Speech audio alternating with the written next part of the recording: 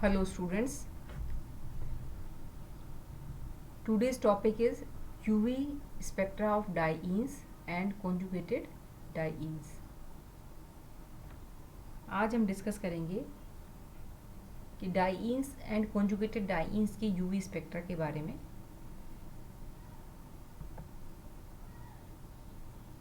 अगर हम एल्कीन की बात करें जिसमें carbon carbon double bond present होता है, जिसमें मुख्य रूप से इथाइलिन यहाँ मैंने लिखा है, तो इथाइलिन अब्जॉर्ब करता है 171 नैनोमीटर पर, क्योंकि कार्बन कार्बन डबल बॉन्ड होने की वजह से यहाँ पर पाई टू पाई स्टार ट्रांजिशन होता है। इसकी वजह से लैम्बडा मैक्स का मान 171 नैनोमीटर पर प्राप्त होता है।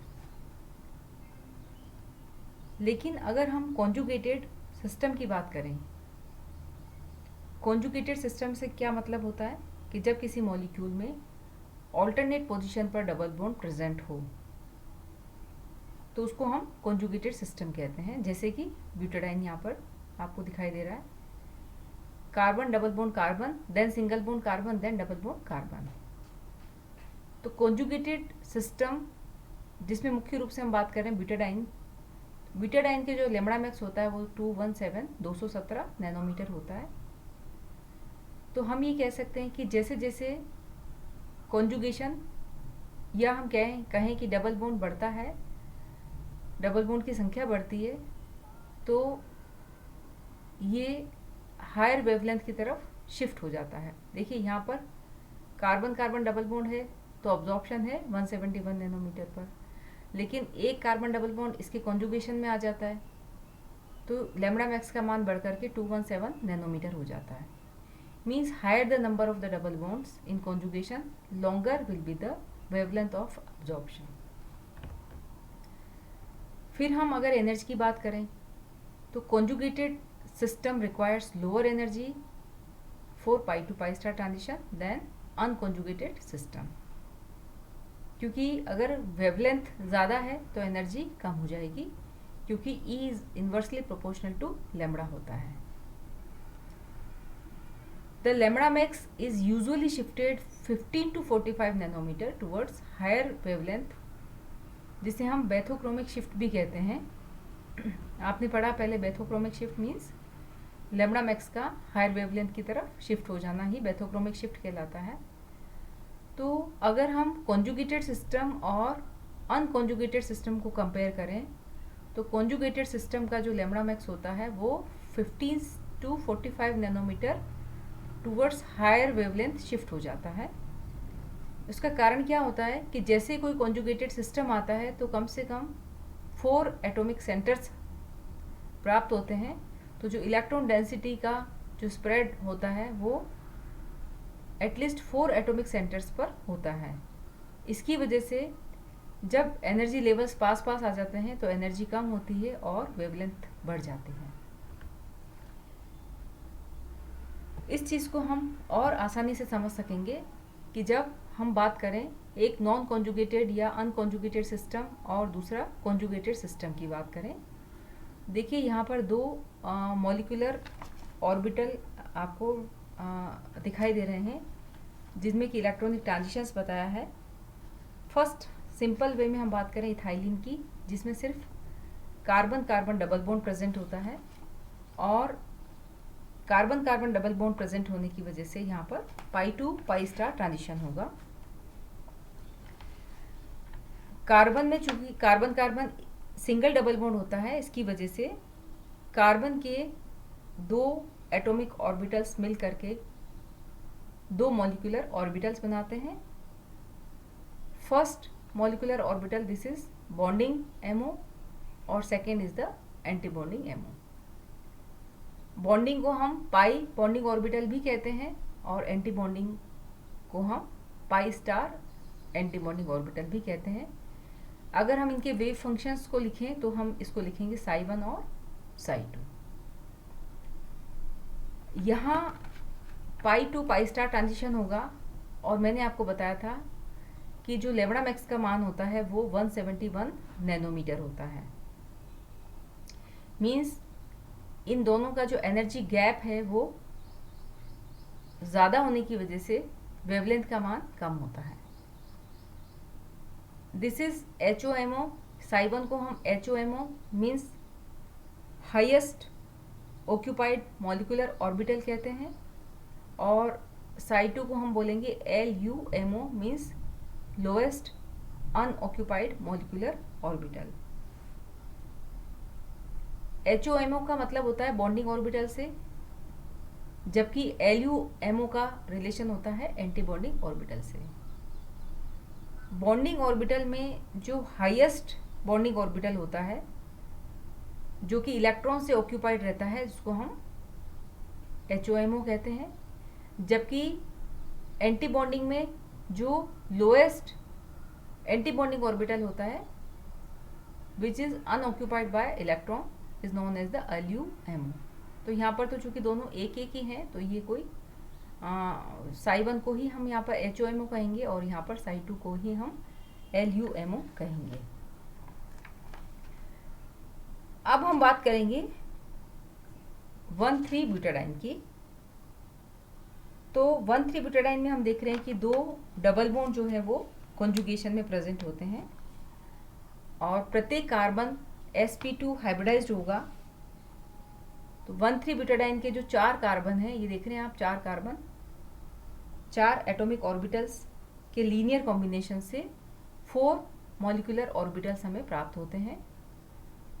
इन 4 मॉलिक्यूलर ऑर्बिटल्स में से 2 are the bonding molecular orbitals and other 2 are the anti bonding MOs. Same bonding को हम पाई बोलेंगे और एंटी बॉन्डिंग को हम पाई स्टार बोलेंगे। बट अगर हम इनके वेव फंक्शंस को लिखेंगे तो these are the psi 1 and psi 2 bonding orbitals and psi 3 and psi 4 are the anti bonding orbitals. अब देखिए आप ब्यूटाडाइन में चूंकि 4 मॉलिक्यूलर ऑर्बिटल्स हैं और बॉन्डिंग में Sai 2 is the highest occupied molecular orbital है, क्योंकि यहाँ पर इलेक्ट्रॉन प्रेजेंट है। This is Sai 2 is the HOMO। लेकिन साई 3 जो होगा वो एंटी बॉन्डिंग में से लोएस्ट है। ये तो हो गया बॉन्डिंग में हाईएस्ट साई 2, तो हमने इसको बोला HOMO। और एंटी बॉन्डिंग में जो लोएस्ट होगा, जो अनऑक्यूपाइड है, उसको हम बोलेंगे LUMO। तो इस प्रकार से हम HOMO और LUMO को हम डिसाइड करते हैं, क्योंकि ट्रांजिशन उन दोनों के मध्य ही होता है, in between the HOMO and LUMO। तो आप यहाँ पर देख रहे हैं कि एनर्जी गैप आप देखिए, इथाइलिन में साई 1 और साई 2 मीन्स HOMO और LUMO के बीच का जो एनर्जी गैप है, जब पाई टू पाई स्टार ट्रांजिशन होगा, जब कोई मॉलिक्यूल रेडिएशंस को अब्जॉर्व करेगा तो इसके इलेक्ट्रॉन साई 1 से साई 2 में जाएंगे, means pi to pi star transition होगा। जो pi to pi star transition होगा वो उसकी एनर्जी ज़्यादा है, इसीलिए लैम्बडा मैक्स का मान कम होता है। लेकिन 1,3-ब्यूटाडाइन में कॉन्जुगेटेड सिस्टम होने की वजह से 4 एटॉमिक ऑर्बिटल कॉन्जुगेशन में इन्वॉल्व होते हैं, इसीलिए पाई टू पाई स्टार ट्रांजिशन में काम आने वाले जो मॉलिक्यूलर ऑर्बिटल्स हैं, उनके बीच का जो एनर्जी गैप होता है वो कम हो जाता है। यहाँ पर 2 ही एटॉमिक ऑर्बिटल है, जबकि यहाँ पर कितने 4 हैं। तो जो ट्रांजिशन होगा HOMO और LUMO मीन साई 2 और साई 3 के बीच का जो एनर्जी गैप है, ये देखिए आप क्लियर, दोनों को आप कंपेयर करिए, एनर्जी गैप कम हो जाता है। तो जैसे जैसे कॉन्जुगेशन बढ़ेगा, नंबर ऑफ एटॉमिक ऑर्बिटल्स बढ़ते जाएंगे जो कि इन्वॉल्व होते हैं मॉलिक्यूलर ऑर्बिटल बनाने में, तो उसकी वजह से ये एनर्जी गैप भी कम होता जाएगा और इस प्रकार से एनर्जी कम होने की वजह से जो वेवलेंथ होगी वो बढ़ जाएगी। इसीलिए हमने देखा अभी कि इथाइलिन में अब्जॉर्प्शन 171 नैनोमीटर पर होता है, जबकि ब्यूटाडाइन में अब्जॉर्प्शन होता है 217 नैनोमीटर पर। तो हम देख रहे हैं लेमड़ा मैक्स का मान कम हो जाता है। तो ये हुआ इफेक्ट ऑफ कॉन्जुगेशन कि कॉन्जुगेशन के बढ़ने से एनर्जी गैप कम हो रहा है और लेमड़ा मैक्स का मान बढ़ता जा रहा है।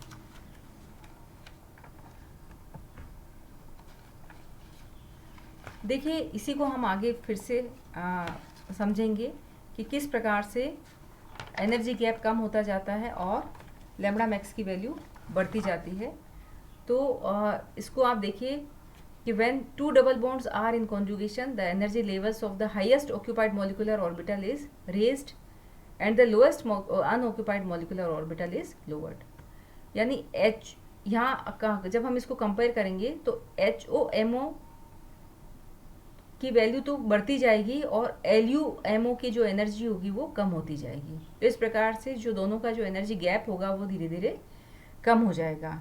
यानी जैसे जैसे कॉन्जुगेशन इंक्रीज होता जाता है HOMO और LUMO के बीच एनर्जी गैप कम होता जाता है, और जब गैप कम हो जाएगा, इस प्रकार से ये गैप आप देख रहे हो कम होता जाएगा, और जब गैप कम होगा तो इलेक्ट्रॉन इजीली HOMO से LUMO में ट्रांसफ़र हो जाएगा और उसके लिए जो एनर्जी की रिक्वायरमेंट होगी वो और भी कम होती जाएगी। यदि किसी मॉलिक्यूल में दो डबल बॉन्ड कॉन्जुगेटेड प्रेजेंट हैं तो अनकॉन्जुगेटेड कंपाउंड की तुलना में HOMO और LUMO का जो बीच का एनर्जी गैप है वो कम होता है। इसी प्रकार से अगर तीन डबल बॉन्ड प्रेजेंट होंगे तो HOMO और LUMO के बीच का एनर्जी गैप और भी कम हो जाएगा, और इसी प्रकार से अगर चार डबल बॉन्ड प्रेजेंट हों तो वो गैप और भी कम होता जाएगा। ये देखिए इसको हम समझ सकते हैं। सबसे पहले यहाँ देखिए ये लिखा हुआ है, ये इथीन या इथाइलिन जिसमें कि एक डबल बॉन्ड प्रेजेंट है, देन ब्यूटाडाइन है जिसमें कि दो डबल बॉन्ड प्रेजेंट है, और फिर हेक्सा ट्राईइन है जिसमें कि तीन डबल बॉन्ड है। इसी प्रकार से हम ऑक्टा टेट्राइन भी देख सकते हैं जिसमें कि चार डबल बॉन्ड हैं होंगे। तो इथाइलिन की बात करें हम, तो इथाइलिन में यहाँ पर आप देखिए कि एक डबल बॉन्ड होने की वजह से HOMO और LUMO के बीच का जो एनर्जी गैप है वो ज़्यादा है। ब्यूटाडाइन में दो डबल बॉन्ड होने की वजह से ये गैप कम हो गया। हेक्सा ट्राईइन में तीन डबल बॉन्ड होने की वजह से ये गैप और भी ज़्यादा कम हो जाता है। तो इस प्रकार से जैसे जैसे कॉन्जुगेशन बढ़ता जाता है एनर्जी गैप भी कम होता जाएगा। तो हम ये कह सकते हैं कि longer the conjugated system smaller will be the energy needed to cause pi to pi star transition and therefore absorption occurs at longer wavelength। तो ये क्लियर हो गया आपको कि किस प्रकार से हम कंपेयर करते हैं एक अनकॉन्जुगेटेड सिस्टम की बात और एक कॉन्जुगेटेड सिस्टम की बात। हम एक डाइन और एक कॉन्जुगेटेड डाइइन की बात करेंगे तो भी हम इसी प्रकार से इसको कंपेयर कर सकते हैं। अब हम बात करेंगे कि absorption in conjugated and unconjugated system. तो यहाँ पर आप देख रहे हैं, आप स्पेक्ट्रा आप देखेंगे और इस स्पेक्ट्रा में हम कंपेयर करेंगे। एक ये अनकॉन्जुगेटेड एल्कीन है, देन कॉन्जुगेटेड एल्कीन की बात करेंगे हम, और जिसमें कि कॉन्जुगेटेड एल्कीन में भी कॉन्जुगेटेड डाइइन सिस्टम है, और देन हम बात करेंगे कॉन्जुगेटेड ट्राइइन सिस्टम की बात। The value of absorption maximum as well as extinction coefficient means lambda max और एप्सिलॉन मैक्स, ये दोनों की बात हम कर रहे हैं। ये इधर एक्स एक्सिस पर लिखा हुआ है, ये लैम्बडा एक्स मैक्स की वैल्यू है और ये एप्सिलॉन मैक्स की वैल्यू है। इस प्रकार से जब हम दोनों की बात करते हैं तो conjugated and unconjugated alkenes can be compared from their spectra. ये देखिए यहाँ पर स्पेक्ट्रा को मैंने बताया आपको, हम इसको कंपेयर करेंगे। The value of lambda max and epsilon max are more for conjugated diene as compare to the unconjugated alkene.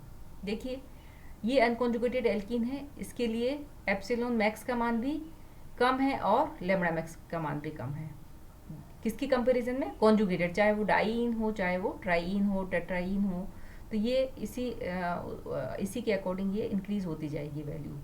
तो अनकॉन्जुगेटेड सिस्टम की अगर हम बात करेंगे तो इसके लिए हम जो स्पेक्ट्रा प्राप्त होगा यूवी का वो आपको बिल्कुल कंपेयर अगर आप करोगे तो लैम्डा मैक्स और एप्सिलॉन मैक्स दोनों की वैल्यू कम होगी। अब bathochromic as well as hyperchromic effect observed. Bathochromic means आप जानते हो लैम्डा मैक्स का बढ़ना, और हाइपरक्रोमिक इफेक्ट मीन्स आपको पता है ये एप्सिलॉन मैक्स का बढ़ना। तो दोनों ही इफेक्ट आपको नज़र आते हैं। The spectrum of the conjugated triene is compare to conjugated diene. It is important that greater the number of the conjugated double bonds, greater is the bathochromic shift. With continuous increase in the conjugation, the absorption may even shift to the visible region. तो देखिए इसी प्रकार से ये हम देख रहे हैं लैम्डा मैक्स की वैल्यू 200, 250 हो गई, 300, फिर 350, और इसी तरीके से अगर कॉन्जुगेशन को हम बढ़ाते गए, कॉन्जुगेटेड डाईन से ट्राईन और टेट्राईन की तरफ हम जाएंगे, तो ये विजिबल रीजन की तरफ शिफ्ट होता जाएगा स्पेक्ट्रा, और इस प्रकार से हमें यूवी स्पेक्ट्रा प्राप्त होता है किसी भी डाईन और कॉन्जुगेटेड डाईन का। और कॉन्जुगेशन की वजह से लैम्डा मैक्स का बढ़ना यानी बैथोक्रोमिक शिफ्ट भी दिखाई देती है, और हाइपरक्रोमिक इफेक्ट यानी एप्सिलॉन मैक्स का बढ़ना भी हमें दिखाई देता है। तो ये हमने पूरा आज डिस्कस किया आज की क्लास में कि UV spectra of the diene and conjugated diene system. तो आज के लिए बस इतना ही। Thank you very much.